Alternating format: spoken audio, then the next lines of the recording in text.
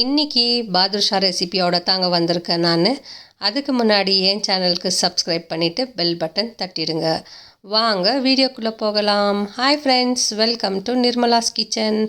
இன்றைக்கி இந்த வீடியோவில் பாதுஷா ரொம்ப ஜூஸியாக ரொம்ப டேஸ்டியாக இருக்கிற பாதுஷா செய்யலாம். அதுக்கு ஃபஸ்ட்டு ஒரு பவுல் எடுத்துக்கோங்க. 2 கப்பு மைதா மாவு போட்டுக்கோங்க. நான் இந்த கப்பில் தான் இன்றைக்கி மைதா மாவு மெஷர்மெண்ட்டு பண்ணுறேன். 2 கப்பு மைதா மாவு, அதுக்கப்புறம் பேக்கிங் சோடா ஆப்ப சோடா சொல்லுவோம் இல்லைங்களா, அதுக்கப்புறம் சர்க்கரை, பிஞ்ச் ஆஃப் சால்ட் கூட இதில் சேர்த்துக்கணும் ஃப்ரெண்ட்ஸ். அதுக்கப்புறம் நம்ம 2 டேபிள் ஸ்பூன் அளவு நெய் எடுத்துருக்கோம். இப்போ இந்த இன்க்ரீடியன்ஸ் எல்லாம் அதில் மாவில் சேர்த்துக்கலாம். அதுக்கப்புறம் 2 டேபிள் ஸ்பூன் அளவு நெய் எடுத்துக்கலாம். நெய்யும் சேர்த்துக்கலாம். நெய் சேர்த்துட்டு மாவை நல்லா பிசைஞ்சு கொடுக்கணும். பிசைஞ்சு கொடுத்து அந்த மாவில் நெய் எல்லாம் ஒட்டணும். பாருங்கள், இப்போ நான் உருண்டை பண்ணி காமிக்கிறேன். இந்த மாதிரி உருண்டை பிடிச்சதோ மாவு ரெடி ஆகிட்டு இருக்குன்னு அர்த்தம். இப்போ நான் 1 கப்பு தண்ணி தான் எடுத்துருக்கேன். பாருங்கள், இந்த கப்பில் 1 கப்பு தண்ணி தான் எடுத்துருக்கேன். அது கொஞ்சம் கொஞ்சமாக ஊற்றி நம்ம சப்பாத்தி மாவு அளவுக்கு பிசைஞ்சு கொடுக்கலாம் ஃப்ரெண்ட்ஸ். இப்போ பாருங்கள், நான் மாவு பிசைகிறேன். கொஞ்சம் கொஞ்சமாக தண்ணி ஊற்றி பிசைகிறேன். எனக்கு அந்த 1 கப்பு தண்ணியே கரெக்டாக இருந்துச்சு. அதனால் நான் அந்த கப்பு தண்ணி ஃபுல்லாகவே யூஸ் பண்ணிட்டேன். நீங்கள் கொஞ்சம் ஜாஸ்தியாக செய்கிறீங்கனாக்கா அதுக்கேற்ற மாதிரி நீங்கள் தண்ணி ஆட் பண்ணிக்கோங்க. இது ஒரு சப்பாத்தி மாவு மாதிரி நம்ம செஞ்சுக்கணும். சப்பாத்தி மாவு போல் நம்ம பிசைஞ்சு எடுத்துக்கணும் ஃப்ரெண்ட்ஸ். இதை நல்லா பிசையணும். அதே மாதிரி சாஃப்டாக பிசைஞ்சிக்கலாம் மாவு, அதாவது சப்பாத்தி மாவு மாதிரி பிசைஞ்சிக்கலாம். இப்போ நம்ம கொஞ்சோண்டு ஒரு 1/2 டீஸ்பூன் அளவுக்கு நெய் எடுத்து நெய்யை கூட அதில் போட்டு நல்லா பிசைஞ்சு எல்லா பக்கமும் நல்லா பிசைஞ்சு ஒரு சாஃப்ட்டு மாவு மாதிரி நம்ம பிசைஞ்சு வச்சுக்கலாம். அப்போ தான் நம்மளுக்கு இப்போ பாருங்கள், மாவு நான் சாஃப்டாக நல்லா பிசைஞ்சிட்டு இப்போ பாருங்கள் நல்லா பிசைஞ்சு கொடுக்குறேன். இப்போ நான் ஒரு விரல் வச்சு காமிக்கிறேன் இவ்வளோ சாஃப்டாக இருக்குது மாவுன்னு சொல்லிவிட்டு.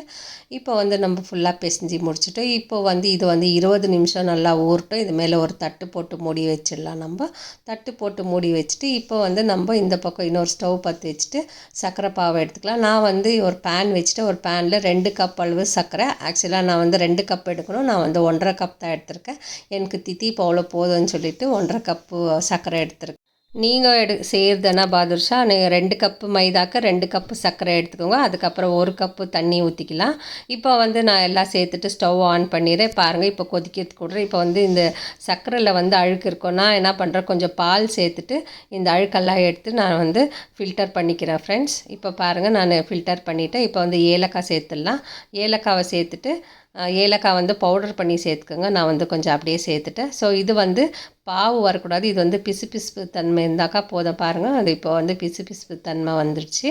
இது பிசுபிசுப்பு வந்தாவே போதும் ஃப்ரெண்ட்ஸ். நம்ம ஸ்டவ் ஆஃப் பண்ணிடலாம். ரொம்ப விட்டோம்னா நம்ம இது பாவாயிடும், சர்க்கரை பாவாயிடும். ஸோ அந்த மாதிரி ஆயிடுச்சுன்னா சரியாக ஊறாது பாதுஷா. இப்போ நம்ம ஸ்டவ் ஆஃப் பண்ணிவிட்டு நம்ம எடுத்துடலாம். இப்போ பாருங்கள், நான் ஆல்மோஸ்ட் ஆயிடுச்சு. இப்போ ஸ்டவ் ஆஃப் பண்ணிவிட்டேன். இன்னும் சூடாகவே இருக்குது. இப்போ ஒரு 1/2 லெமன் நான் இதில் பிழிஞ்சு விட்றேன். அப்போ தான் பாவு அதே மாதிரி இருக்கும், கெட்டியாகாது. இப்போ நான் ஒரு 1/2 லெமன் பிழிஞ்சு விட்டுட்டேன். இதில் 1/2 லெமன் பிழிஞ்சிட்டு இது ஓரமாக வச்சிடலாம். இப்போ நம்ம பிசைஞ்சு வச்சுருக்கிற மாவு ஓப்பன் பண்ணுறேன். பாருங்கள், எவ்வளோ நல்லா சாஃப்டாக பிசைஞ்சு வச்சுருக்கேன்னு.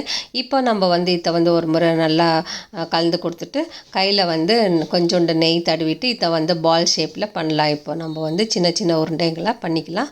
அதுக்கு நான் ஒரு தட்டில் எடுத்து வச்சுக்கிறேன். இப்போ ஒரு தட்டில் எடுத்து வச்சுன்னு நல்லா உருட்டிக்கிறேன். நம்மளுக்கு சின்ன சின்னதாக ஒரு ரவுண்டு மாதிரி பால்ஸ் மாதிரி பண்ணி எடுத்து வச்சுக்கலாம். பாருங்கள், இப்போ நான் பண்ணுறேன். நம்ம பிசைஞ்சு வச்சுருக்கிற மாவெல்லாம் சின்ன சின்ன பாலாக உருட்டிக்கணும். பாருங்கள், நான் இப்போ உருட்டின்னு இருக்கேன். எல்லா பாலும் உருட்டி எடுத்து வச்சுக்கலாம். அதுக்கப்புறம் நம்ம நடுவில் நம்ம ஒரு குழி மாதிரி பண்ணலாம். இப்போ எல்லாத்தையும் பால் மாதிரி ரவுண்டாக பண்ணி எடுத்துக்கினேன் நான்.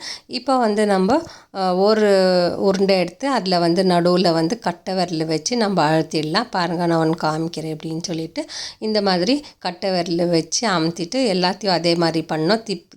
எல்லா பால்ஸ் நம்ம எல்லா உருண்டையும் அதே மாதிரி நடுவில் ஓட்டை போட்டு வச்சுக்கணும். இது நல்லாவே நீங்கள் குழி பண்ணலாம். ஏன்னா அதுக்கப்புறம் எண்ணெயில் போட்டுட்டோம் மேலே அந்த குழி மாதிரி இருக்கிறது நம்மளுக்கு தெரியாத போயிடும். இப்போ பாருங்கள், நான் எல்லாத்தையும் முடிச்சுட்டேன். எல்லாம் முடிச்சு வச்சுட்டேன்.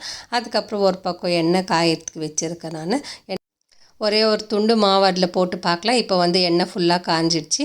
எண்ணெய் வந்து ரொம்ப காயக்கூடாது. ஏன்னா நம்ம பாதுஷா உள்ளே போட்டதோ எண்ணெயில் பொரிக்கும் போது போட்டதோ அது வந்து மேலெல்லாம் ஃபுல்லாக ப்ரௌன் ஆகிடும், உள்ளே மட்டும் வேகாத போயிடும். அதனால் நம்ம வந்து மீடியம் ஃப்ளேமில் வச்சு எல்லாம் நிதானமாக பொரித்து எடுக்கணும். 2 பக்கமும் திருப்பி திருப்பி கொடுத்து நம்ம பொரிக்கணும் ஃப்ரெண்ட்ஸ். நான் வந்து இப்போ பாருங்கள், எல்லாம் செஞ்சு வச்சுருக்கிற பாதுஷாவெல்லாம் எல்லாம் எண்ணெயில் போட்டு அது வந்து நல்லா கொஞ்சம் கலர் வர வரைக்கும் நம்ம வந்து 2 பக்கமும் திருப்பி திருப்பி கொடுத்து ஃப்ரை பண்ணலாம் ஃப்ரெண்ட்ஸ். இப்போ பாருங்கள், ஒரு பக்கம் ஆயிடுச்சு, இன்னொரு பக்கம் நான் திருப்பி கொடுக்குறேன். நான் பார்த்தீங்களா எவ்வளோ ஸ்லோ ஃப்ளேமில் வச்சுருக்கேன் நான். இப்போ வந்து 2 சைடுமே இதே மாதிரி திருப்பி திருப்பி கொடுத்து நம்ம வந்து ஃப்ரை பண்ணணும். பாதுஷாவெல்லாம் ஃப்ரை பண்ணி முடிச்சிட்ட பிறகு பாருங்கள், இப்போ கலர் வந்துருச்சு. கலர் வந்ததும் நம்ம எடுத்துடலாம். இந்த கலர் போதும் பாதுஷாக்கு. ரொம்ப நேரம் விட்டோம்னா கலர் மாறிடும். இப்போ வந்து நான் சுகர் சிரப் எடுத்து வச்சுருக்கேன். அந்த சுகர் சிரப்பில் எல்லா பாதுஷா பொரிச்சு வச்சுருக்கிற பாதுஷாவெல்லாம் சேர்த்துடலாம். நம்ம பார்த்திங்களா எவ்வளோ நல்லா வந்திருக்குன்னு, பொரிஞ்சு வந்திருக்குன்னு சொல்லிட்டு கலர் கூட ரொம்ப நல்லா தெரியுது. பாருங்கள், இப்போ நான் எல்லா பாதுஷாவையும் சேர்த்துட்டேன். சிரப்பில் சேர்த்துட்டு ஒரு 1/2 hour அப்படியே விட்டுடலாம். அதுலேயே நல்லா ஈர்ந்துருச்சு பாருங்கள். இப்போ வந்து நான் திருப்பி கொடுக்குறேன். சுகர் சிரப்பில் சேர்த்துட்டு 2 பக்கமும் திருப்பி திருப்பி கொடுத்துட்டு நல்லா அதில் ஊறட்டோன்ட்டு கொஞ்சம் நேரம் வச்சிடலாம். நம்ம இப்போ வந்து ஊறிடுச்சு. இப்போ வந்து நம்ம வேறு தட்டில் ட்ரான்ஸ்ஃபர் பண்ணிக்கலாம். பாருங்கள், இப்போ நான் அரேஞ்ச் பண்ணிவிட்டு இப்போ வந்து நான் பாதாம் பீசஸ் பண்ணி வச்சுருக்கிறேன். அது மேலே போடுறேன். பார்த்தீங்களா, பீசஸ் எல்லாம் வந்து இதில் வந்து நான் வைக்கிறேன். இது வந்து ஒரு கார்னிஷிங்க்கோசரம் தான், நல்லா தெரியும்னு சொல்லிட்டு. இது வந்து ஆப்ஷனல் தான், நீங்கள் வேணும்னா போட்டுக்கலாம், இல்லைனா இதை வந்து ஸ்கிப் பண்ணிடலாம். பார்த்தீங்களா எவ்வளோ நல்லா வந்திருக்குன்னு.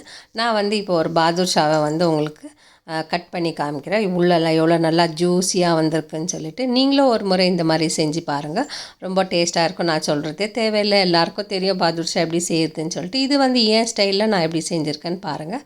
இப்போ வந்து நான் வந்து ஒரு பாதுஷா எடுத்து நான் கட் பண்ணி காமிக்கிறேன். எவ்வளோ ஜூஸியாக இருக்குதுன்னு நீங்கள் பாருங்கள். பார்த்தீங்களா எவ்வளோ ஜூஸியாக இருக்குது உள்ளெல்லாம்னு சொல்லிட்டு. ரொம்ப டேஸ்ட்டாக இருக்குது ஃப்ரெண்ட்ஸ். நீங்களும் செஞ்சு பாருங்கள். செஞ்சு பார்த்துட்டு எனக்கு கமெண்ட் பண்ணுங்க. பிடிச்சிருந்தா லைக் பண்ணுங்க, ஷேர் பண்ணுங்க, சப்ஸ்கிரைப் பண்ணுங்க. தேங்க்யூ, பாய்.